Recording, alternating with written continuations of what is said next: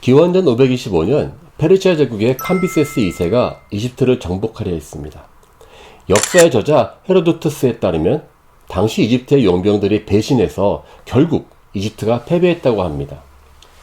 이 전쟁에서 흥미로운 이야기 하나 있습니다.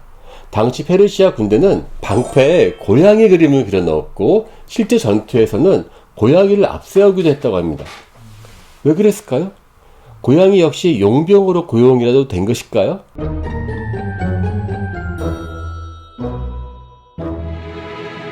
안녕하세요. 역사의 신비를 찾아가는 고고한 강교수의 스토리텔러, 고고학자 강인욱입니다. 수많은 반려동물 중에서요, 고양이는 우리 인간에게 특별한 존재입니다.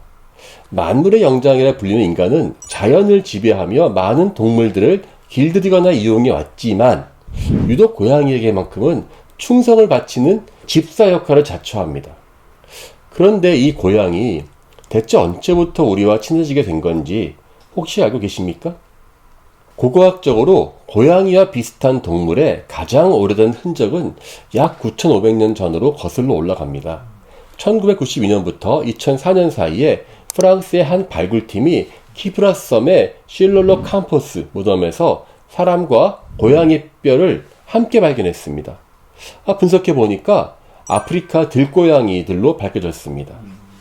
DNA를 연구한 결과 사실 이 아프리카 들고양이는요, 현재 길들여진 현대 고양이의 직계 조상으로 밝혀졌지요. 키프러스는 섬이란 말입니다. 아마 근동 지역에서 고양이를 데려왔을 겁니다. 다시 말해서 농사가 시작된 것이 약 1만 년 전이니까 곡물을 지키는 고양이도 그 즈음부터 인간과 함께 생활해 온 것으로 추정이 됩니다. 중국에서는 약 5,300년 전에 산시성 취화노촌 유적에서 발견됐어요. 8마리의 고양이뼈가 나왔는데요. 그 중에 2개체가 이제 그 DNA 분석이 되었고요. 아시아 들고양이 계통으로 나왔습니다. 이 뼈들을요, 동위원소 분석을 했습니다. 동위원소는요, 탄소, 질소, 산소 등 원소이지만 중성자 수가 다른 거지요. 극소수이긴 하지만요, 각각 그 지역마다 비율이 달라요. 그러니까 뼈 속에 동위원소 분석하면요, 이 동물이 어느 지역에서 성장했는지를 알 수 있는 것이죠. 이 분석을 통해서 그 뼈의 주인공이 무엇을 먹었는지도 밝힐 수 있는데요. 이 고양이는 기장이나 밀 같은 곡물을 먹은 그 쥐들을 먹었다는 결과가 나왔습니다. 한마디로 인간의 그 식량을 갉아먹은 쥐들을 먹었다는 거죠. 어쨌든 이렇게 동아시아에서도요, 독자적으로 고양이를 키운 것이 규명되었습니다. 하지만 신석기 시대의 고양이가 현대 고양이의 직접적인 직계 조상이라고는 아직 확신할 수는 없습니다. 하지만 이때의 고양이는 지금의 반려묘와는 다소 차이가 있습니다. 당시의 고양이들은 개와 달리 완전히 길들일 수가 없어서 필요할 때 인간 곁에 머물다가도 언제든 다시 야생으로 돌아갔기 때문이죠. 고양이가 신처럼 떠받들여진 시기도 있었으니 바로 고대 이집트입니다. 기원전 3700년경의 무덤에서는요, 죽기 전에 다친 뼈가 치료된 고양이의 유골이 발견되었습니다. 자, 치료되었다는 바가 무엇을 의미하는지 아시죠? 당시 이미 인간은 고양이의 집사가 돼서 고양이를 돌보고 있었다는 것입니다. 많은 이집트인들의 무덤에서는요, 주인의 미라와 함께 고양이 미라도 같이 묻혔습니다. 이집트인들은 여러 동물도 미라를 만들었는데요. 특히 고양이는 다산과 풍요의 여신인 바스테트의 모습도 있어서 많은 사랑을 받았습니다. 고양이도 사람처럼 린넨 천으로 감싸고요. 머리 부분은 이제 고양이의 모습을 드러내기 위해서 눈, 코, 입과 수염을 새로 그리기도 했죠.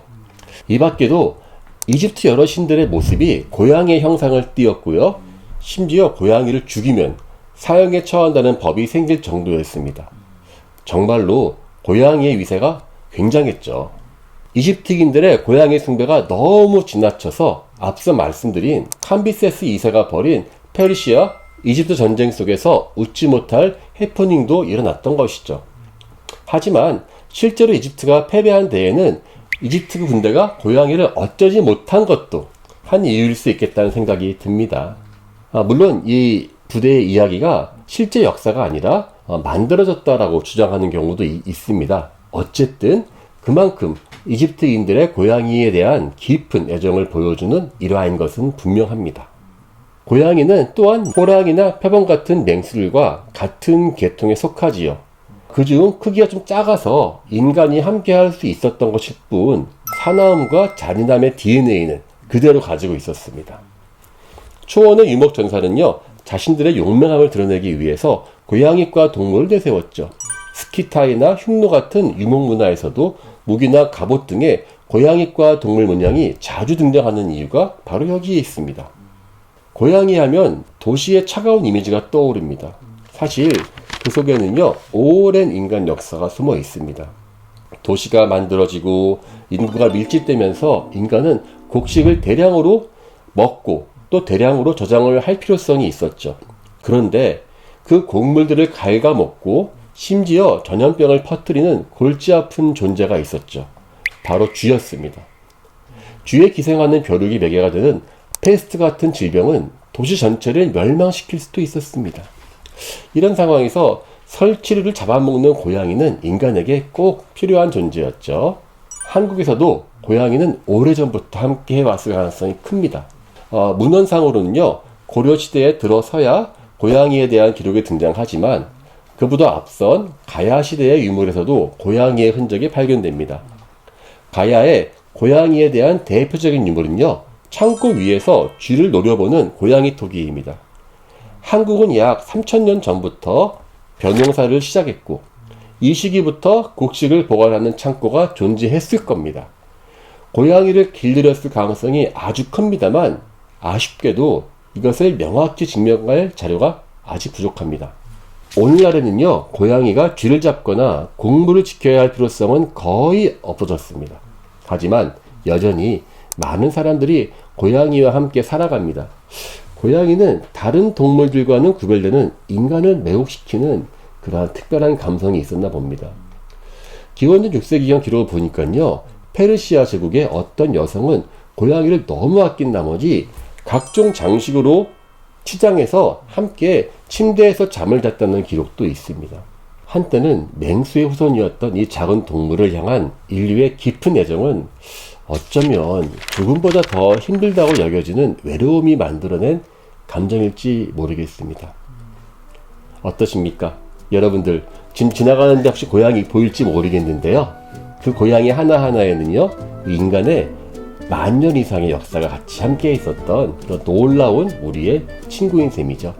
자, 이상 과거를 찾아서 미래를 바라보는 고고학자 강인욱이었습니다. 감사합니다.